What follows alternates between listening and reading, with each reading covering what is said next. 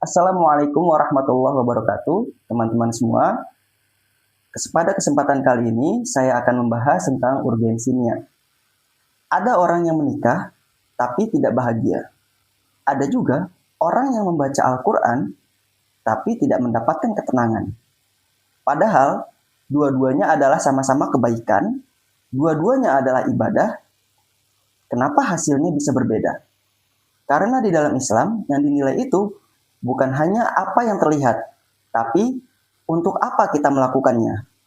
Dan inilah yang dijelaskan oleh Nabi kita, Nabi Muhammad SAW, pada hadis yang terkenal dan sering kita dengar. Bunyinya seperti ini: Innamal a'malu binniyat wa innamal likulli imri'in ma nawa. Faman kanat hijratuhu ilallah wa rasulih, fa hijratuhu ilallah wa rasulih.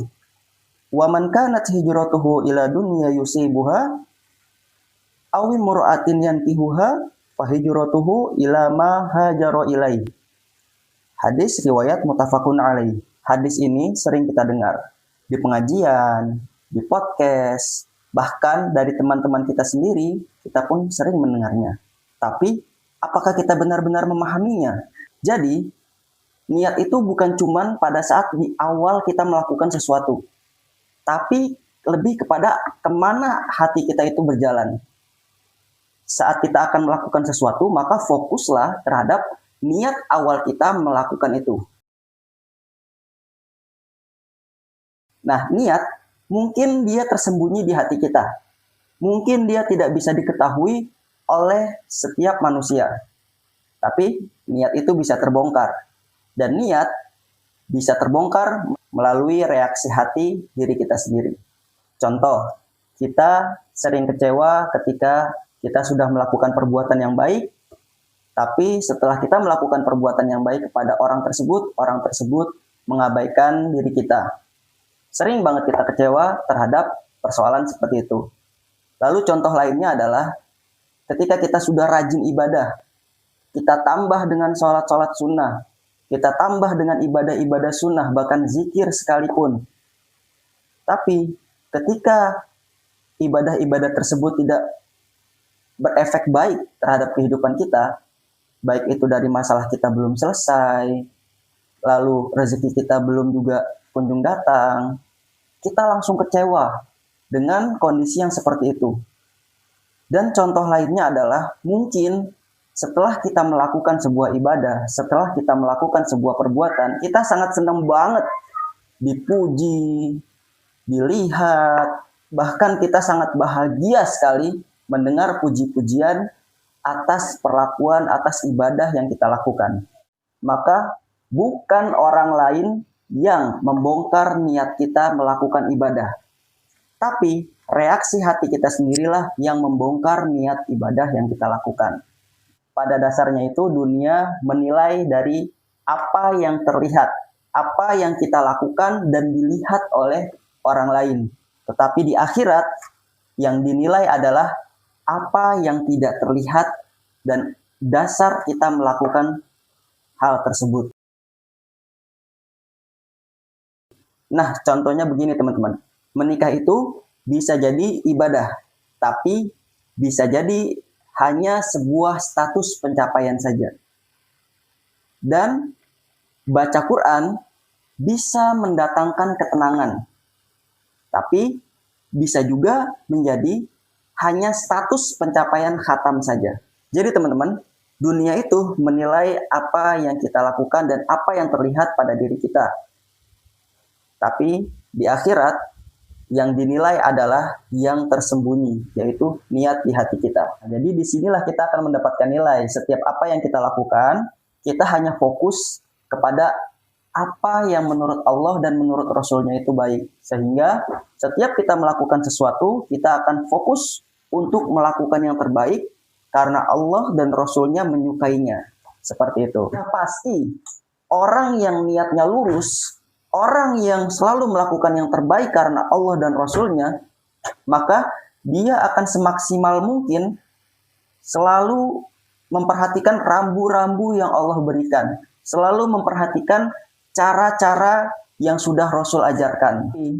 Jika seseorang itu melakukan ibadah, jika seseorang itu melakukan sesuatu yang niatnya hanya karena apa yang ingin dia dapatkan, yaitu hal-hal keduniaan, maka ujungnya pasti dia akan merasakan kecewa. Saya tadi menyebutkan ada dua contoh. Yang pertama menikah, yang kedua adalah baca Quran. Nah, menikah ini, jika diniatkan karena Allah dan betul-betul lurus niatnya, maka pasangan ini akan mencari cara dan akan memperhatikan rambu-rambu yang sudah Allah tetapkan dalam pernikahan itu sendiri. Dan pasti pasangan ini mengusahakan agar pernikahannya selalu ditolong oleh Allah. Mereka selalu memperhatikan rambu-rambunya. Dan seorang suami, ketika dia menjadi suami, maka dia akan betul-betul menjaga dirinya dan menjalankan tugasnya dengan semaksimal mungkin. Bukan hanya karena ingin istrinya senang, bukan hanya karena ingin membuat istrinya senang, tapi lebih dari itu. Dia ingin membuat Allah senang. Dia ingin membuat Allah ridho kepadanya.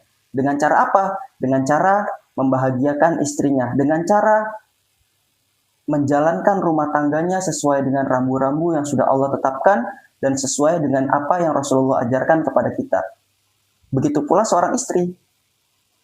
Ketika dia sudah menjadi istri dengan niat yang tulus, dengan niat yang lurus karena Allah, maka dia akan betul-betul menjalankan tugasnya. Maka dia akan mempelajari segala tugasnya. Lalu lebih dari itu, dia akan mencoba mencari keridhaan Allah melalui ridho dari suaminya. Nah, contoh yang kedua adalah membaca Al-Quran. Membaca Al-Quran ini akan terasa sangat biasa dan hanya akan menjadi rutinitas khatam saja jika niatnya tidak lurus karena Allah Subhanahu wa Ta'ala. Apalagi ibadah itu hanya diniatkan hanya untuk mencari keuntungan rezeki misalnya, atau hanya ingin mencari kemudahan dari setiap permasalahan yang kita sedang hadapi.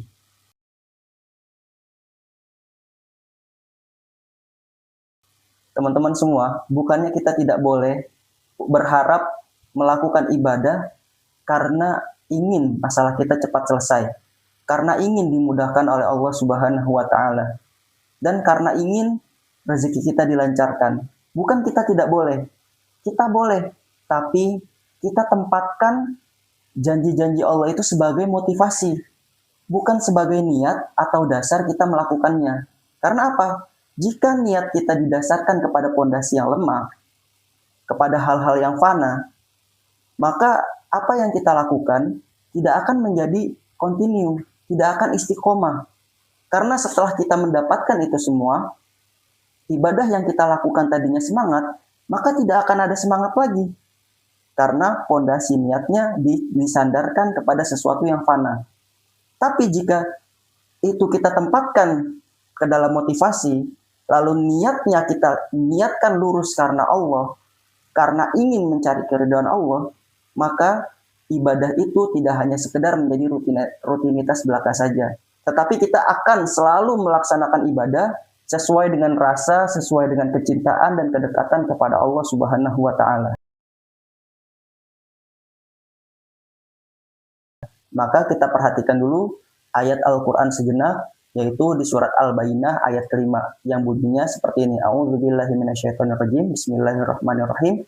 Wa ma umiru illa liya'budullah mukhlishina lahud-din hunafa'a wa yuqimus sholata wa yu'tuz zakah.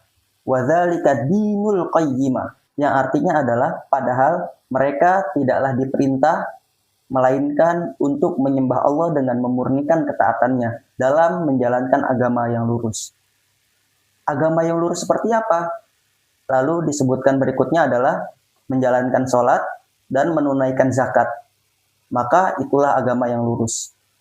Nah, teman-teman semua, kita sering banget bahkan mendengar penjelasan dari ayat ini berhubungan dengan niat. Jadi perbuatan kita harus didasarkan dengan niat yang lurus betul-betul karena Allah. maka kita akan mendapatkan nilai dari ibadah itu sendiri. Begitu pula ketika kita menjauhi perbuatan-perbuatan yang dilarang oleh Allah, maka kita niatkan itu karena Allah. Maka kita niatkan karena Allah itu yang melarangnya. Karena Allah tidak menyukainya, karena Allah membencinya. Maka kita pun sebagai hambanya sudah sepantasnya betul-betul membenci dan menghindari apa yang sudah dilarang oleh Allah Subhanahu wa Ta'ala. Insya Allah, ketika kita sudah meniatkan seluruh ibadah kita sudah meniatkan apa yang kita lakukan karena Allah, maka kita akan terhindar dari rasa kecewa. Maka kita akan lebih tangguh ketika melewati ujian-ujian yang Allah berikan dalam ibadah kita. Dan bukan kita tidak peduli dengan kekecewaan itu, tapi Allah membuat kita fokus. Allah membuat kita tangguh. Allah membuat kita menganggap kekecewaan itu adalah hal yang remeh. Karena apa? Karena selama Allah menyukainya, karena selama niatnya dijaga karena Allah, dia akan fokus terhadap ibadahnya. Dia tidak akan fokus kepada hal-hal di luar itu. Dan itulah yang melindungi ibadah kita dari kekecewaan, dari ketidakadilan, dari rasa dan reaksi hati yang ditimbulkan oleh kita sendiri. Mungkin selama ini kita hanya memperbaiki amal kita hanya memperbaiki apa yang kita lakukan.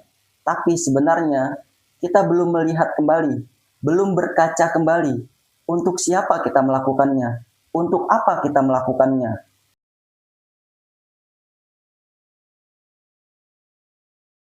Nah, teman-teman semua, jadi pelajaran kali ini niat adalah hal yang penting.